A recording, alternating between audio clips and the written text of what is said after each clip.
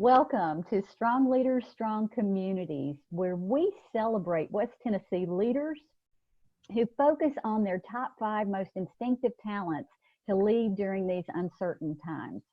Each leader we speak with has completed the Clifton Strengths Assessment and is aligned with Strong Communities, a global movement that's focused on empowering people to strengthen organizations and build strong communities together. Today, it's our privilege to welcome Weakley County, Tennessee Mayor Jake Bynum. Welcome, Mayor. Hi, Lori. How are you? I'm great. Always a delight to spend a few minutes with you. Thank you so much for taking time out of what I know is a crazy, busy, and demanding schedule to be with us. We've got some questions lined up for you, but before we dive into those, would you share with our audience a bit about yourself and your role and what you most love about West Tennessee and especially Weakley County? Sure, absolutely. So as you mentioned, I'm the Weakley County Mayor. I've been in that for a term and almost a half now, so right at 6 years. Prior to that, I was in banking with a community bank here in Weakley County, which was really a community bank across the state. And so did that for almost a decade and then decided that I wanted to continue to do some public service and continue to be a public servant. And so ran for county mayor. At the start of the first term, I was the youngest county mayor in the state when I was elected. I no longer hold that title. My friend and neighbor to the east in Carroll County, Joseph Butler, is now the youngest county mayor. But I do still tell people I was younger when I got elected than he is now that he's in office. So, the first millennial mayor to be elected county mayor in the state of Tennessee. So I'm holding strong onto those two things. And just really do love the job, still love the job today, as challenging as it can be. And part of the reason why I love the job is because of what you mentioned, is the love of Weakley County and West Tennessee. Obviously, we're in a very unique position on this side of the state, where we don't have a kind of a large metropolitan hub outside of Memphis. It kind of takes up all of West Tennessee to make up a large metropolitan hub, especially when you look at the 9 Northwest Tennessee counties that I interact with on a daily basis. We kind of make up our own metropolitan hub. And that's both has its challenges and its opportunities. But that's really what makes us kind of unique and special and things that we hold on to very dearly. So obviously I love Weakley County. I love the fact that we've got, UT Martin, and we're the ball clay capital of the world, and we have the soybean festival, and all of those things that make rural West Tennessee, and you especially find that right here in Weakley County. Oh, well, and as you know, I am a huge fan of Weakley County. My alma mater is UT Martin, and I get back there as often as I possibly can. Big part of what shaped me, in some really important years. So thank you so much for sharing your passion. I'm curious, and I know you're involved in so many different things, Jake. But is there a particular West Tennessee initiative that you really hold dear? Yeah, so the thing that probably I hold the dearest as far as an organization, an initiative, well, there's a couple. So obviously, Lori, you and I both have participated in Westar. And so the leadership development that program is offering for West Tennessee leaders, both current leaders and what we hope to be future leaders, is really important and really valuable. The work that they're doing is really great. And so I commend, UT Martin and Westar, Charlie, Virginia, Jordan, for the work that they're doing to create this eco center of leadership right here on this side of the state.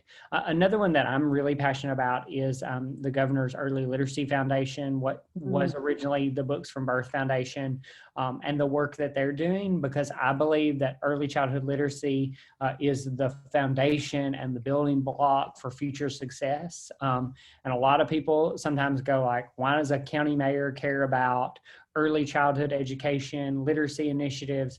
But it is because it is sort of the very beginning of what that pipeline that creates this workforce that at the end, then people like me in my position, economic development positions, have to deal with on the backside of. If you've got a child that has a love for reading and is learning to read and then reading to learn, that then becomes this very successful student, that then becomes this very successful worker. All of those have this interconnection, and so those are the things that I think are most important as we look to the future of West Tennessee. So important, and thank you for sharing it.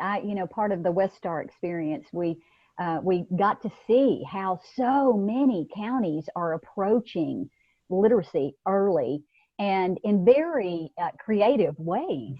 And so thank you. That's one of those ties that binds us, right? We've got to help our children. So you and I share that passion for early childhood education and supporting them in being who they are and how they are. Absolutely. I so want to share a story, and I'm just going to do it because I'm going to do it quickly. So the first time that I met you, I didn't even meet you. I was at a tackle conference or some leadership conference, and you spoke in one of the breakout sessions. And at the time, you were really, really investing in rural bandwidth, and still very, very engaged in that, I'm sure. But I remember saying, this guy was so moving. He I was ready to go to battle. What can I do? And so when I had the privilege of learning what your top 5 strengths are, what we refer to as your unique genius, it was like, aha. So you brought all of that to broadband as you bring that to life. It's the prism through which you do life and business and public service. And so I want to just showcase your top 5 talent themes very quickly. Absolutely. So number 1, futuristic. Your fascination with tomorrow is inspiring, right? This anticipation of what could be, what's possible. What is the potential forecast for all the good that could take place? And that theme has a need for opportunities to talk about the future. And so I got to be the recipient of you fulfilling that. Maximizer is your number 2. And you and I actually share those first 2. We share 3. And so huge commitment to excellence that you have. That passion for transforming something strong into something superb, and a focus on quality as opposed to quantity, and ensuring that things are done really, really to their highest level. Number 3, communication. And folks, as you have already seen or heard, depending on the outlet through which you're experiencing this, he finds it very easy to put his thoughts into words. He's a great presenter and really enjoys having an audience to share with. Number 4 is strategic, and I call this map quest of the mind. Very, very, very quick, right? Always finding those patterns and and relevant issues just popping up, and instantaneously bringing anticipation and imagination to those as you discern, like that, what's the best path? What's the most efficient, most effective way to proceed? Competition, that love of measuring your progress and performance against that of others, and always focused on the prize of first place. How do we do it better than it's ever been done before, and optimize it? So that was a Reader's Digest condensed peek. Did that resonate with you? Yeah, absolutely. I mean, I think all of those are absolutely right in my wheelhouse. Obviously, it's hard to dispute some very scientific, really, when you get down to the heart of it, measurements of kind of who you are. It's funny that you mentioned the broadband, because really and truly, now that you look back at kind of what we were doing, especially in the very beginning, all 5 of those played a huge piece in that messaging. even to the point of competition, because at the time, like I was out there selling this message, like we want to do this and we want to be the first to do it. Like we Yeah. want to be kind of the example for rural communities. And think in some respects we have done that very much so. And so while we continue to work on that initiative, all of those really play into what was originally that huge passion project for this community. Yes, and thank you, thank you, thank you Well, from all of us, on behalf of all of us. very welcome. I wish I really, now looking back, I wish I'd been better at sort of getting that implemented. We were really good at the messaging piece, the implementation, because obviously you can't go alone on some of those things, especially something like broadband. And so pulling people along, and now I sometimes have to look at people and say, if you'd have listened to me 4 years ago, all of our students would have access to the internet at home, and we wouldn't, while we think that it's really important for a student to be in the classroom for lots of different reasons, the learning piece and getting them information wouldn't be as big a challenge as it is, and then we could focus on some of those other pieces that we think are very important for virtual learning. Absolutely, absolutely. And I would imagine that having that moment of just that, it's like inside. We don't say it, is there Right. that thought bubble, but that thought bubble is see. Yes. So I have a burning question for you. Sure. And that is, when we think about what's going on in the world today, I mean, as mayor of a rural county, I can't even begin to fathom all of the moving parts and pieces that are in your purview as you live through this global pandemic in a leadership role. And so I'm curious about which of your talent things is most serving you during this time. Which one do you think is really helping you most? I think the thing that we point back to is a lot of this is just about telling the story, and getting the message out there. And sometimes that message is hard to communicate. I will tell you, communication is also probably one of the things that we struggle with, because there is so much information to communicate, and trying to discern like what information do we want to communicate. Especially when you're talking about kind of this global thing, this thing that is affecting all of us. We just, at this recording, we are just days into the initiation of a mask requirement here in the county. And so trying to communicate that message while also trying to communicate the message of just like, why are masks important, and how do you wear a mask, and the fact that you should wash your mask every day. Well, really the most important message is like, wear a mask, but then you have all these other things to kind of lay on top of it. Another challenge that we've had over the last several months is like, we've also got kind of this thing of the census out there, but we've been so kind of COVID focused, and how do you incorporate those messages in? And then like just regular everyday information dissemination, has been challenging at times.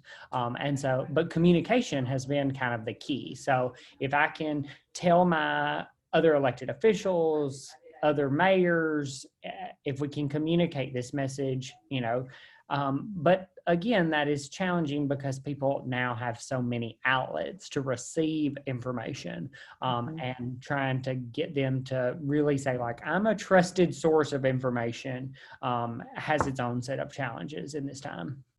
Oh, absolutely. Absolutely. So many of us are, have backed away completely, or as much as is possible, from national news, and are focusing on local, because that's where we can have the most impact. And that's right. It's a bombardment, and so it's a distraction for many. So totally can appreciate how the communication would be a challenge, and can also honor that you're uniquely wired to know how to craft that communication so that it has the best chance of landing with the audience that it's intended for. So as as mayor and as a leader in West Tennessee, when all of this first revealed itself, right, mid-March, and as context, I failed to say on the front end of this call that today is Wednesday, August 12th of 2020. And so upon immediately learning the gravity of what we were facing, how did you and other elected officials determine the next steps? Yeah, so I think, and from the very beginning, one of the things that I kept saying is so there's a right way and a wrong way, or a good way and a bad way to do this, and our goal should always be to do it the good way. To that at the end of this, we understand that we're going to make mistakes, that there are going to be challenges, that we will probably do some things that maybe looking back we would not have necessarily done if we'd had the hindsight. But our intent is to do it really well from the very beginning. And if you approach it to do it really well, then you hope that at the end of it, you've accomplished at least a portion of that goal. And so that's the way that I have tried to, over the last several months, keep at least not a journal necessarily, but just some high points of like, this is the day we let out of school, and this is the day we closed the courthouse to the public. And I met with all the county officials this day. And so going back and looking at that, you now see some of those things that you said that you still can point back to say like, that was the message at the time. And that is still the message, that we are still trying to do this well. And the way we're doing it has changed to some extent. But the end goal is to still, at the end of the day, say, I made the best decision that I knew at the time with the information that I had. Absolutely. And that's the best we can do, right? And that continues to be the best that we can all do in any given moment. So love that. Love that you're keeping a journal of sorts, because this is unprecedented history in the making. And to be able to share that in a cohesive way with folks is going to be really, really, really cool. So let's see, what's next? I'm curious if any of your talent themes, your strengths, is challenged right now to get its needs met. Yeah. Yes. Yes and yes. And to some extent, they are all being challenged. And because I so focus on my strengths as it pertains to this, it's hard for me to know, like, are there strengths out there that, like, are there people out there that really all of their strengths are kind of getting ticked off as we move forward? Because I can tell you, like, all of mine are being challenged on a daily basis. The one that I probably point to the most is that strategic strength, because it's so unpredictable. There really is no path that we've seen. One of the things that I've always really thought that I was fairly good at is sort of being able to look around the corner or know what's around the corner. Like, hey, if we do this, that's going to lead to this, that then leads to this. And so I can get there in 3 moves. And that has been extremely challenging in this time because there is no playbook. I have jokingly told people, like, oh man, I really hate that I missed that day in county mayor training where they talked about the coronavirus and how to handle a global pandemic at the local level. I should probably go back and read the handbook on that before I do anything else. And so the strategic part of it has been really challenging because, like I said, there is no playbook, there is no path ahead of you. And the other thing is that the path changes so often. So information that we know today was not information we knew back in March, potentially was not information we knew at the 1st of July. I still, again, mask mandate, mask requirement, certainly not the most popular move in a rural community. And I go back to, the first week of June, so we had our first case on March 27th. The first week of June, we had gone back to 0 active cases and sat there for like 2 days. And so if you looked at me and said, would you consider doing a mask requirement? I'd be like, absolutely not. Why would we do that? And still felt that way, even when the governor gave you the authority to do it at the 1st of July. But in the last 9 days, our number exponentially grew. And so you're making some tough decisions that you didn't even think that you were considering a month ago. It was in the back of your mind 2 weeks ago, and now it's staring you right in the face today. And so those things have been really challenging, and been a struggle for me of saying like, I don't know what happens here, and do I make this decision? And obviously the work that I do, there is a political piece, there's a strategic political piece to it. And we've always taken the approach of what's politically expedient may not be the best thing. And we're always going to do the best, what's right. Yeah. Regardless of what's politically expedient. The problem is that you can't really discern like really what is politically expedient and whether those two match up, because even if it's unpopular today, it may, like in hindsight, it may not have been an unpopular move. I still, and I doubt very seriously I'm going to be proven wrong that requiring people to do the thing that nearly every authority says is the right thing to do to help mitigate the spread will be wrong in 6 months, but it could be, we'll see.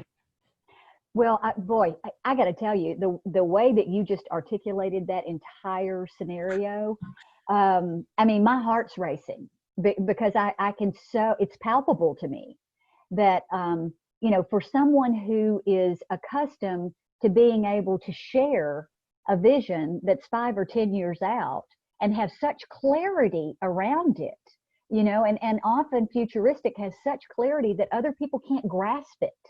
And then to have strategic as well, where you're accustomed to instantaneously being able to sort through the patterns and land on the most effective and efficient and most feasible and impactful way to do something.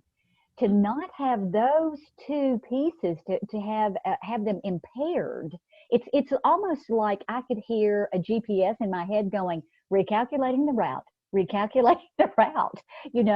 or drive 39 miles and make a U-turn. I mean, it's just, it's got to be, and I know your heart for what you do and your desire to do things really, really well, and for the county to be the best at getting there and to get there first.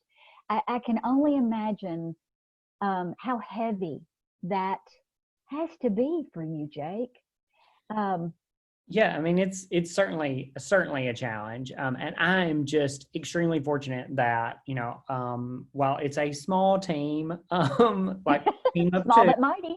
Yeah, team of two, that we've been able to sort of weather through, and there are days where, and Lori, my executive assistant and director of communications here in the county, Erica, there are days where like I come in and I've got COVID fatigue and I'm over it, and by the afternoon I rally and have this great rosy outlook on how things go, and there are days where she comes in with COVID fatigue, and so we're having to really sort of build each other up and sort of be in each other's corner while also kind of yelling at each other from time to time. And so and luckily it's a small team. So when we yell at each other, nobody else is like hiding in the corner saying like, I don't like it when mom and dad fight. So we've been lucky in that respect too. Well, I shared with somebody recently that I think all of us, regardless of our wiring, there's such tension in the world right now that and so many nuances that are foreign to us, physically, mentally, emotionally, spiritually, and we're all donning our armor and showing up to do what we do, but there's almost like a combustible component for each of us, and it looks different. And so when we talk about being, having COVID fatigue, or the challenge of strategic under these circumstances, uh, there are those of us who live or work or play, who have friends who have the strategic theme. And uh, what advice would you give to people who love someone with strategic on how to support the person they love when when the struggle is real? Yeah, so I point back to probably my personal relationship, and and to be perfectly honest with you, kind of the frustrations that I've Mm-hmm. had between me and my wife, who is not at all strategic. That would not be in her top five, and where really and truly I need her. The last thing I want somebody to tell me is like, it's all going to be okay. Because like, I don't know that it's going to be okay, because right now I can't see that it's going to be okay. And that's normally not a place that I sit. And so those strengths that really are not being met, sometimes it's just helpful to say like, I'm just going to back away, because obviously this is not a place that you sit in normally. This is not a place of comfort for you. Mm-hmm. And for me, it's like, I don't need reassurance. I need that just kind of, I know that you're there. If I need you, I can touch that.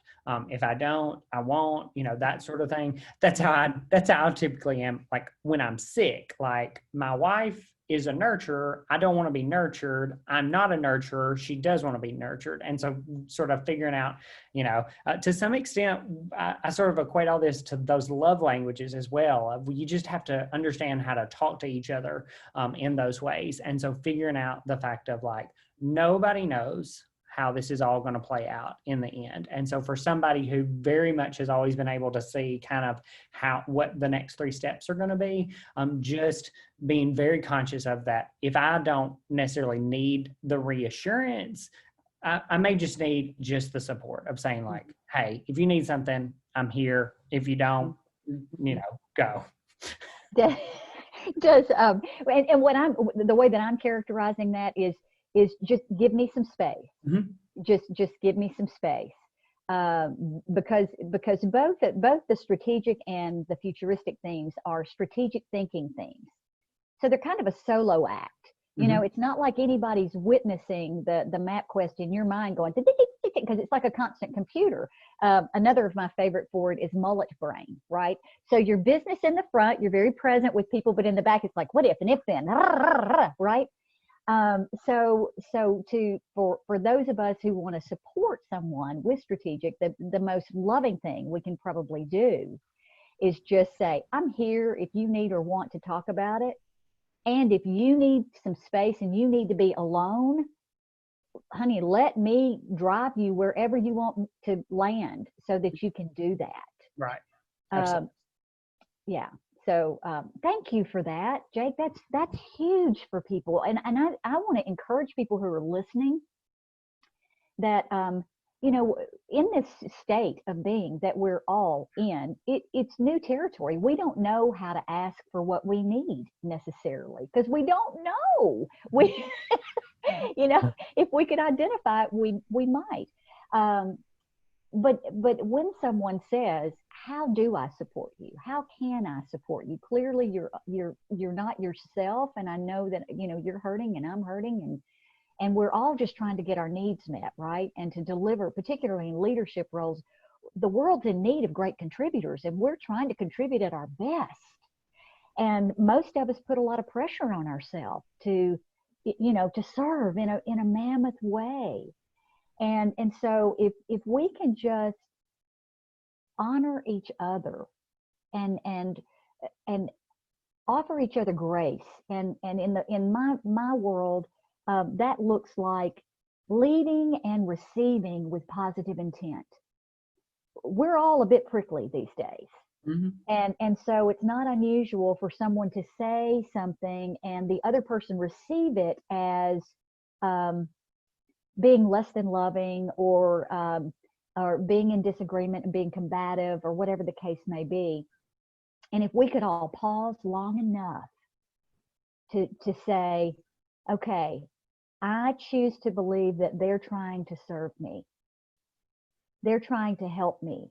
They're trying to help the situation. That was not about me. And inviting a civil dialogue around that's truthful, around that didn't, I know you didn't mean it the way that felt on my side of the equation. Can we talk about that? We just, it's important that we do that for each other and with each other right now. Right. And is that an accurate kind of summary of what you were talking about with the give and take?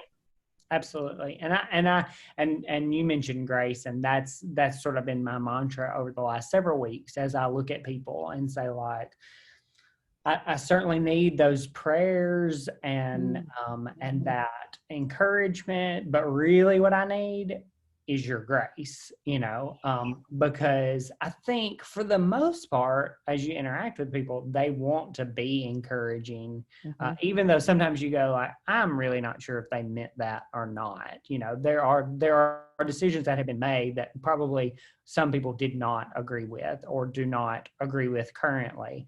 And I don't necessarily need you to say like, you're doing a great job. I need you to say like, regardless of the job that you're doing, I understand that you're doing the very best you can. And so I'm going to give you grace in that. And even if I disagree with you, thank you for your service, Yes. And I think that that's really important. And you're right. The tension is palpable right now. And at some point, something's going to pop, and you just hope that it's not you. You hope that you're not the one that actually explodes, or that you're not the contributing factor to someone else's explosion. Like, oh, that was unfortunate. But oops. Yeah. And so you're constantly walking around going, oh, just everybody calm down. And a lot of times I have to go back to people and say, I'm really sorry about like kind of how I reacted to that. That had nothing to do with our actual interaction. It had to do with something else that I'm dealing with. So those are things that are really important as we're moving through these times. Absolutely. And I have to tell you what occurred to me is, it's like we're all trying our best to don our cape. And sometimes the cape gets a little tight.